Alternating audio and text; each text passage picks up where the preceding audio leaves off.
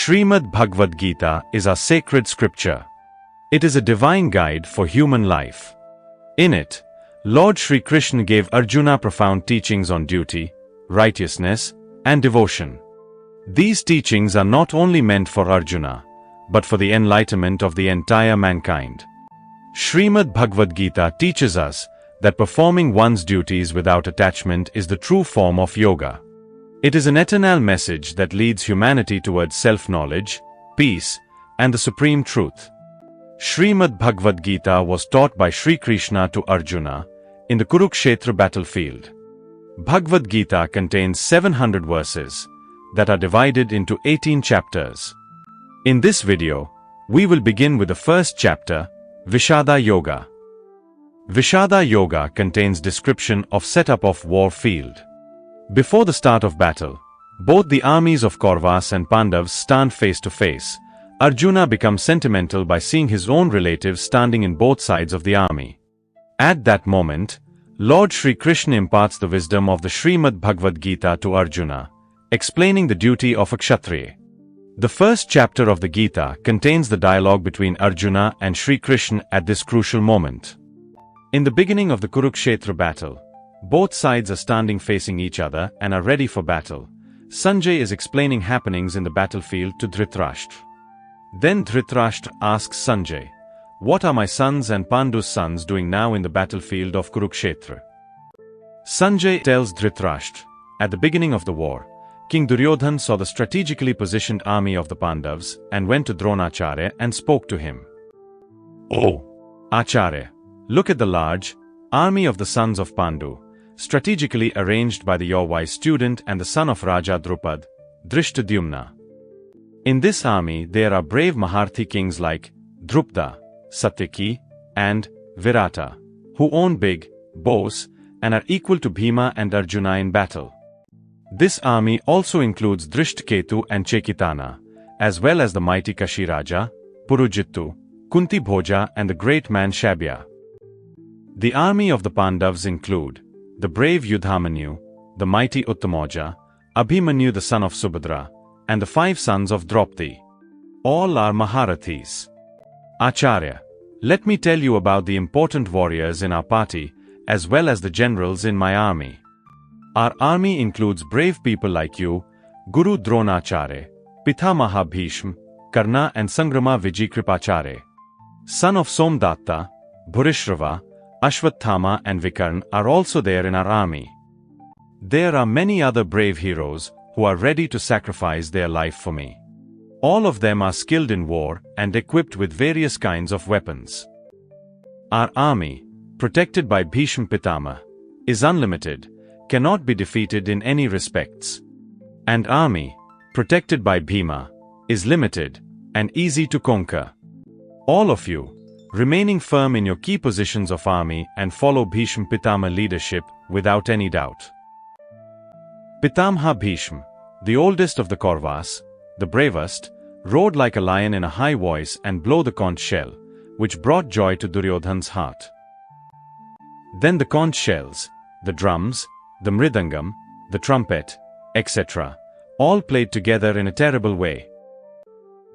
After this, both Lord Krishna and Arjuna, who were seated in a chariot tied with white horses, blew their divine conch shells. Shri Krishna blew the Panchajanya, Arjuna the Devdutt conch and Bhimsena blew the Pondra conch.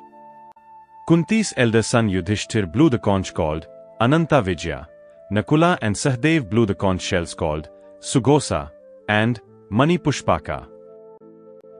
Shikhandi and Drishtadyumna, King Virata, the invincible Satyaki, Kashiraja with a great bow, blew their conch shells. Drupad Maharaja, Draupadi's 5 sons and Mahabahu, Abhimanyu, son of Subhadra, all blew conch shells from all directions. The sound of such conch shells echoed in the heavens and the earth, and pierced the hearts of the Kauravas and Duryodhan. Sanjay explains, "Oh, Maharaja Dhritarashtra, then Arjuna, the Kapidhvaj, saw your relatives and picked up his bow, got ready with his weapon bow and arrow for battle. Arjuna requested Lord Krishna like this, Hrishikesha, O Achutna, stand my chariot between two armies. Stop the chariot, until I select one out of the warriors worth to fight, who are ready for this battle. I will see the warriors, who have come here in this army, to support wicked Duryodhan in the battle.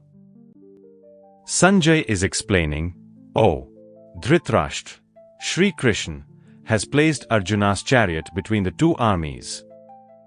Krishna tells Arjuna, "Partha, look at these Kauravas, including Bhishma, Dronacharya, and others, in this army, standing for war." Partha then sees the two armies with uncles and fathers-in-laws, grandfathers, gurus, brothers-in-law, brothers, sons, grandsons and friends. Arjuna then sees the fathers-in-laws and good-hearted people in both armies and all the relatives present there. Arjuna gets emotional and tells, "Oh, Krishna, look at my own community standing on the battlefield.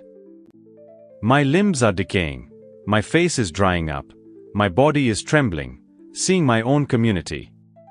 My bow, Gandiva, is slipping out of my hands, and I am feeling my mind is misguiding, so even I am unable to stand. Hey, Keshava, I have extreme symptoms, and I don't think it is good in killing my own people in battle. Krishna, I don't want this victory, I don't want happiness of getting kingdom. What is the use of such a position for me? And what is the benefit of the luxurious life thus obtained? For whose sake we desire kingdom enjoyments and pleasures, all of them are standing here in battle, having renounced life and wealth. Our teachers, fathers, sons, grandfathers, maternal uncles, fathers-in-law, grandsons, brothers-in-law, and other relatives are all present on the battlefield. Oh, Madhusudana, even if I am killed, I do not wish to kill them, even if I will get the sovereignty of 3 worlds. For this small kingdom it is very least. Oh, Janardana, what pleasure will we get from killing the sons of Dhritarashtra? Upon killing these aggressors, only thing we will acquire is sin. Oh, Madhva, we are not prepared to kill the sons of Dhritarashtra. They are our kinsmen. How can we be happy by killing our own people? Even though they, with their mind filled with greed, see no evil in the destruction of families. They find no sin in hostility to friends. Oh, Janardana, we know the problems arising out of the destruction of the race. Why can't we think of withdrawing from this sin? With the destruction of the family, the eternal family traditions perish, and when these traditions perish, lawlessness overtakes the entire family. When unrighteousness prevails, oh, Krishna, the women of the family will become corrupted, and when women are corrupted, there arises the intermingling of castes.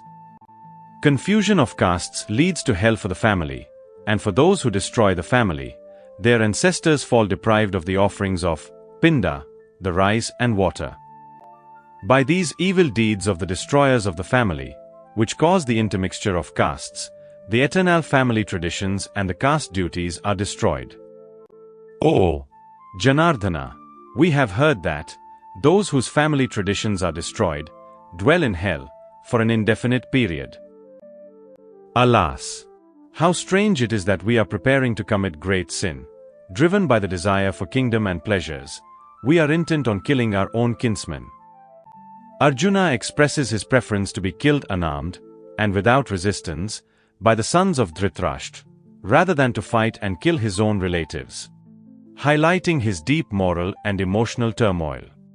Sanjay narrates that after expressing his deep anguish and moral dilemma, Arjuna, overwhelmed by sorrow, sat down in his chariot, laying aside his bow and arrows, unable to proceed with the battle. Thus, in the Upanishads of the Srimad Bhagavad Gita, which is the scripture of Brahmavidya and the science of yoga, in the dialogue between Sri Krishna and Arjuna, the first chapter called Arjuna's Despondency or Vishada Yoga completes. Thank you.